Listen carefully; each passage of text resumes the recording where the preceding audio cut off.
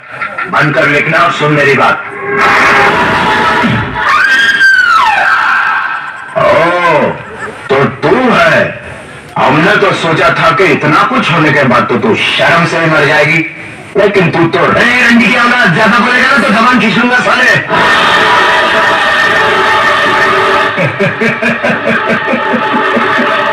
तू जबान खींचेगा मेरी?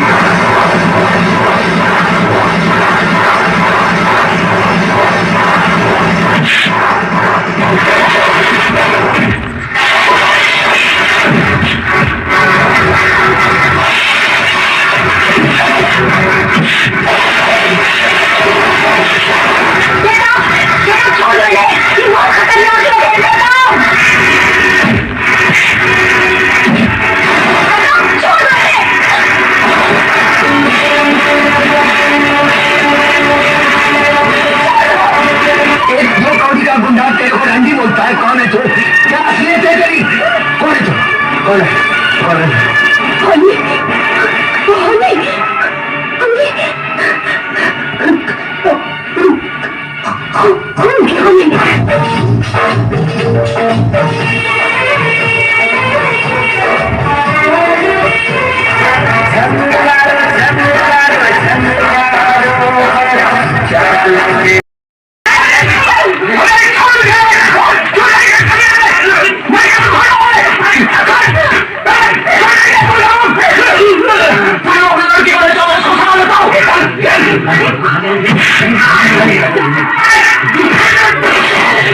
अरे घबराते क्यों देशमुख? अब तक कोई जलकर राख बन चुका होगा। अरे तुम लोगों को अपने दोस्तों पर भरोसा ही नहीं है। बस बस अभी भाषण बंद करो, हमारे काम के पर्दे फट रहे हैं। बस बंद कर। कौन बोल रहा है? चिल्ला मत और मेरी बात अच्छी तरह से अपने भेजे में उतार ले। तूने मेरी राख मंगवाई थी टीका लगाने के लिए, मैंने तेरे भड़वों की राख भेजी है, पूरे बदन को लगा ले। ठंडा कर अपना भेजा, ठंडा कर। चतुर्सी के आदमियों की चिता जलाना तुम जैसे पागलों की बस की बात नहीं है। तेरे पालतू कुत्ते की निशानियां उसमें मौजूद है। अबे हराम के, तूने जलती हुई आग में हाथ डाला है। हम तुम्हें ऐसे जलाएंगे कि तेरे जाने वालों को गंगा में बहाने के लिए तेरी राख भी नसीब नहीं होगी। अरे मुझे जलाने की बात छोड़, मैं तो तुझे ऐसे मौत मारूंगा ना तो तुझे जमीन नसीब होगी ना आसमां। चतुर सिंह, ऊपर वाले के हाथ से तू बचे ना बचे, लेकिन मेरे हाथ से तेरे को कोई नहीं बचा सकता। अगर एक बाप की औलाद है तो एक बार मेरे सामने आकर दिखा। तू भौंकता बहुत है आराम के, और भौंकने वाले कुत्ते हमें पसंद नहीं। अगर अपने बाप की औलाद है तो आ जाना महालक्ष्मी चौक पे। हम हर साल नवरात्रि को माँ की पूजा करने वहां जाते हैं। अरे जितनी मन्नतें मांगनी है आखिरी बार मांग ले, ये तेरी जिंदगी की आखिरी पूजा होगी। अरे असली अदालत आज तक हमारे खिलाफ फैसला नहीं सुना सकी, तो ये जनता की अदालत क्या खास सुनाएगी? देशमुख तुम कभी कभी सच बोलता है।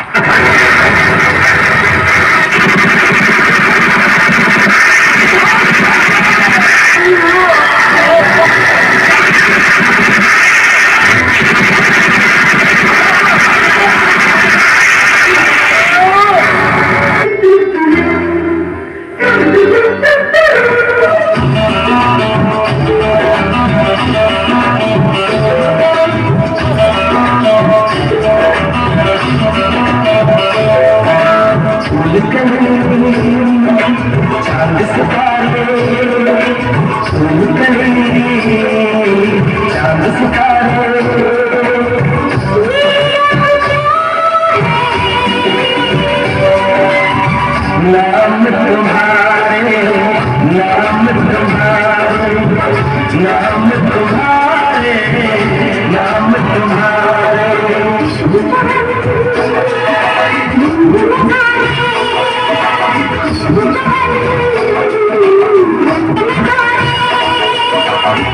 ये सब क्या है?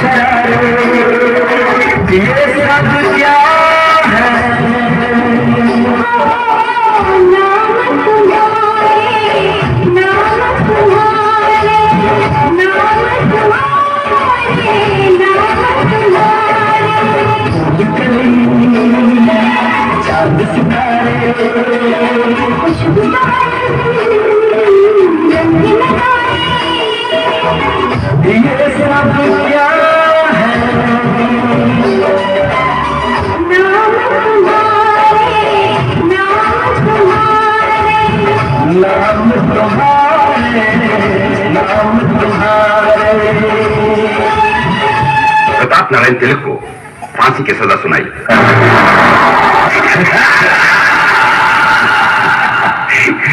जिंदा आदमी के खून के इल्जाम में फांसी की सजा। देखा बकिया, हमें तो माता के आशीर्वाद और बुलेट प्रूफ जैकेट में बचा लिया, मगर वो हराम का कानून की मौत नहीं, चतुर सिंह चिता की दी हुई मौत से मरेगा। पता करो कौन सी जेल में है। आ गए मेरी मौत का तमाशा देखने।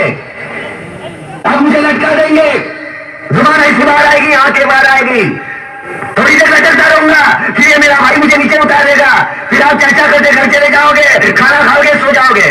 तुम्हारी ये नामर्दानगी, बुज़दिली एक दिन इस देश की मौत का तमाशा इसी खामोशी से देखेगी। कुछ नहीं कहना मुझे तुम्हें, कुछ नहीं।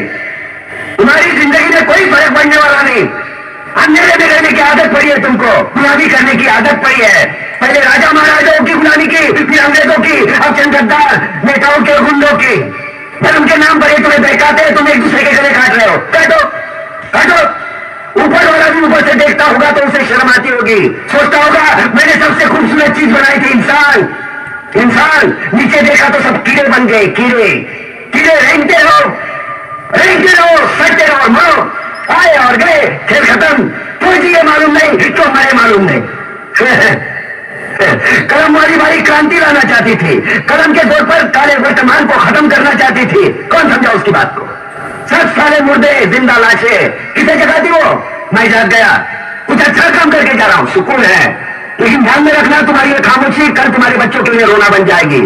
ये कानून वाले, वर्दी वाले नेता, इन्होंने अपना ईमान बेच दिया। एक दूसरे को जलाते वक्त तुम्हारा ईमान कहा गया था भाड़ में। ये पिस्सू जैसा हमारा पड़ोसी मुल्क आने वाले कल में शायद अपने आप को दुनिया के नक्शे पर देख नहीं पाएगा। एक बात भूल रहा है, उनके घर में जो रोटी बनती है ना, उसका आटा भी विदेशी चक्की से पीस के आता है। साले अपने खुद के देश में सुई नहीं बना सकते और हमारे देश को तोड़ने का सपना देखते हैं। वो ये सपना देख सकते हैं क्योंकि उन्हें मालूम है ये मुर्दों का देश है। वतन के लिए किसी को कोई हमदर्दी नहीं है। इसे तोड़ना बिल्कुल आसान है। मैं हिंदू, मैं मुसलमान, मैं सिख, मैं फलाना, मैं ढिमका। एक लाठी को तो कोई भी तोड़ सकता है, लेकिन लाठी के भाले को तोड़ना मुश्किल है। मैंने बचपन में पढ़ा था, स्कूल में, तीसरी में। मैं क्यों समझा रहा हूं तुमको, क्यों समझा रहा हूं? पागल हूं मैं, दूसरा बड़ा बड़ा है मेरे दिमाग में। क्यों बातें कर रहा हूं इन पत्थरों से? हंसो हंसो, खुशियां मनाओ। क्रांति की राह पर एक और कुत्ते की मौत मरने जा रहा है, कल कोई और मरेगा, हमें क्या? हम इसी तरह जीते रहेंगे, है ना? जियो भाई जियो, जैसे चाहिए वैसे जियो। मैं इसी तरह की जिंदगी जीना नहीं चाहता। ए लाचार चल,